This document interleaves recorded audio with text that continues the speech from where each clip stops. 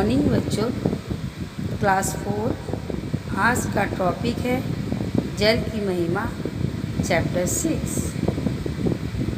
जैसे कि आप लोग जानते हैं कि जल हमारे जीवन में बहुत महत्वपूर्ण है। जल के बिना कोई प्राणी जीवित नहीं रह सकता।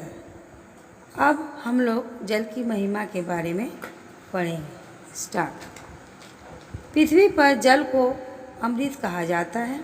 हमारे जीवन में बहुत के बाद जल की महिमा सर्वोपरि है, माने सबसे ऊंचा है। निस्संदेह पृथ्वी के समस्त जीवों की पहली ज़रूरत जल और वायु ही है। इसका कोई विकल्प नहीं है। विकल्प माने उपाय नहीं है। आज से लगभग 5700 लाख वर्ष पूर्व पृथ्वी पर जल की उत्पत्ति मानी जाती है। जल की सृष्टि का 5 प्रमुख तत्व में शामिल है। जल के अभाव में जीवन का कल्पना असंभव है। महासागर पृथ्वी के क्षेत्रफल का लगभग 72% भाग घेरे हुए हैं। इसमें 13 लाख खरब टन पानी का अनुमान लगाया जा सकता है। आकार और गहराई के क्रमानुसार धरती पर 4 महासागर है। पहला प्रशांत महासागर जो सबसे बड़ा है। इसका क्षेत्रफल लगभग 16 करोड़ 63 लाख वर्ग किलोमीटर है। दूसरा अटलांटिक महासागर जो प्रशांत महासागर के क्षेत्रफल की तुलना से लगभग आधा है। तीसरा हिंद महासागर है जो कन्याकुमारी से दक्षिणी ध्रुव तक फैला है। चौथा आर्कटिक महासागर जो उत्तरी ध्रुव के चारों ओर फैला है। सामान्यतः यह माना जाता है कि महासागर का पानी पीने योग्य नहीं होता है, यानी महासागर समुद्र का पानी पीने योग्य नहीं रहता, क्योंकि वह खारा होता है, नमकीन होता है। क्योंकि इसका पानी का औसत खारापन करीब 35% होता है, जिसके कारण यह पानी खारा होता है। नदी से तो भी सभी परिचित हो।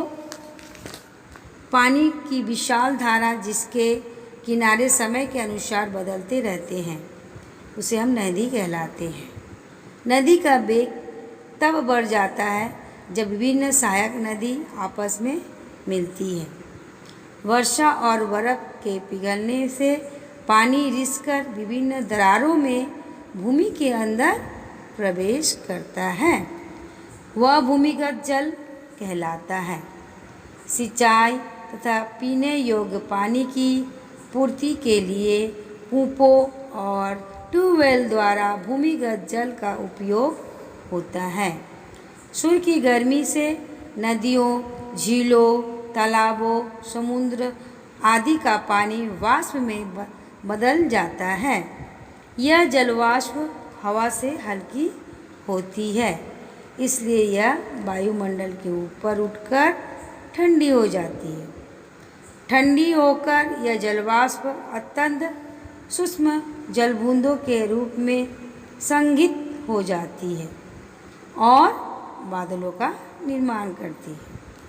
संघन क्रिया से जल की छोटी छोटी बूंदें आपस में मिलकर बड़ी बूंदों का निर्माण करती है और भारी होने के कारण वर्षा के रूप में पृष्ठ द्वारा गोल होकर धरती पर गिरती है।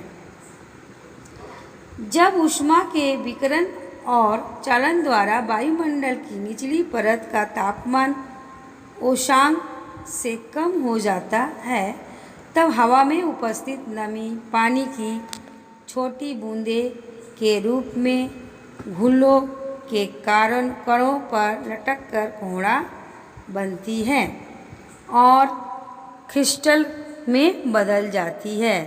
यह क्रिस्टल आपस में मिलते हैं और नीचे की वायु का तापमान बहुत कम होने से यह धरती पर हिम के रूप में गिरने लगती है, जिसे हम हिमपात कहते हैं।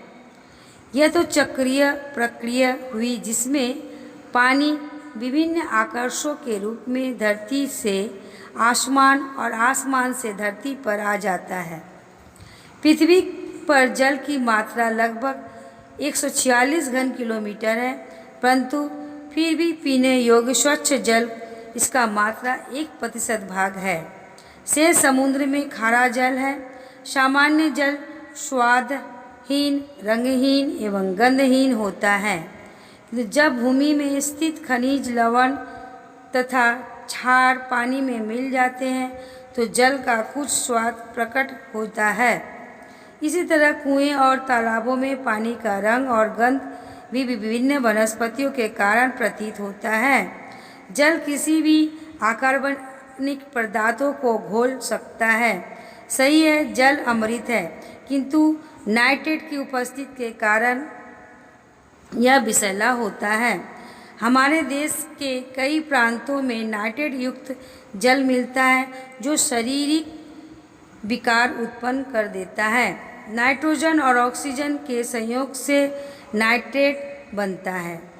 कुछ पौधे ऐसे होते हैं जो वायुमंडल से नाइट्रोजन ग्रहण करते हैं, जो ऐसे नहीं कर पाते हैं, तो ऐसे पौधे की वृद्धि के लिए हम नाइट्रोजन युक्त उर्वरक का उपयोग करते हैं। आवश्यकता अनुसार पौधे नाइट्रोजन ग्रहण करते हैं। शेष बची नाइट्रोजन जल में नाइट्रेट के रूप में घुलकर मिट्टी के माध्यम से भूमिगत जल में मिल जाता है। साथ ही विभिन्न पशुओं का नाइट्रोजन युक्त मल मूत्र वर्षा के जल के साथ नदी तालाबों में मिल जाता है, जो नाइट्रेट में परिवर्तन होता रहता है और जल को विषैला बनाता है। जल का हमारा स्वास्थ्य में गहरा संबंध है। हमारे शरीर में 80% बीमारी जल जनहित रोगों से होता है। नाइट्रेट शरीर में पहुंचकर नाइट्रेट में बदल जाता है। नाइट्रेट विभिन्न ऐसे यौगिक में परिवर्तित हो जाता है जो कैंसर नामक बीमारियों को जन्म देता है। जल में नाइट्रेट की अधिकता से बचने के लिए अधिक गहराई से जल प्राप्त करना चाहिए। जनसंख्या में तीव्र वृद्धि होने से भारत में पानी की समस्या बहुत गंभीर हो गई है। सन 1901 में हमारी जनसंख्या घनत्व 77 व्यक्तियों प्रति वर्ग किलोमीटर था। यह 1991 में बढ़कर 267 व्यक्ति प्रति वर्ग किलोमीटर पहुंच गया और अब लगभग 300 व्यक्ति प्रति वर्ग किलोमीटर से अधिक हो गया है। सन 1960 तक कृषि के क्षेत्र में करीब 120 अरब घन मीटर पानी की आवश्यकता होती है। शहरों के विभिन्न ड्रेनेजों नालों से निकलने वाला गंदा पानी अधिकांश नदियों में प्रवाहित कर दिया जाता है, जिसमें पानी का प्रदूषित हो जाता है और उपयोगी नहीं रह पाता। लेकिन ऐसे पानी को यदि दोबारा साफ कर दिया जाए तो शौचालय, बागवानी और औद्योगिक संस्थाओं में विभिन्न कार्यों के लिए इसका इस्तेमाल किया जाता है। इस प्रकार ताज़े पानी की मांग पर अनावश्यक दबाव कम किया जा सकेगा। कोयले पर आधारित बिजली घरों को उपस्थित के लिए पानी की ज़रूरत होती है। प्रति 5.75 मेगावाट बिजली उत्पन्न के लिए लगभग 0.01 क्यूसेक पानी की ज़रूरत पड़ती है। इसी तरह धरती का रूप परिवर्तित करने वाले और सदा मनुष्य के हित में अप्रतिम रहने वाले जीवन उपयोगी जल की महिमा और आवश्यकताओं को ध्यान में रखते हुए यह बहुत ज़रूरी है कि वर्षा के पानी को संरक्षण और इसके भंडारों से उचित व्यवस्था की जाए। नहीं, जब वर्षा का पानी हो उसे इकट्ठा करना चाहिए हम लोगों को। पानी की एक बूंद भी व्यर्थ नहीं गंवाना चाहिए। वनों को अंधाधुंध काटना पर सख्ती से रोक लगाई जाए और बहुत अधिक मात्रा में वन रोपण किया जाए। माने बहुत अधिक मात्रा में वृक्ष लगाना चाहिए ताकि ऋतु चक्र समय के अनुकूल चलता रहे, अन्यथा आने वाले समय में पानी भी बाजार में बिकने वाली वस्तु बनकर रह जाएगी और एक बृहत व्यापार का रूप ले लेगा।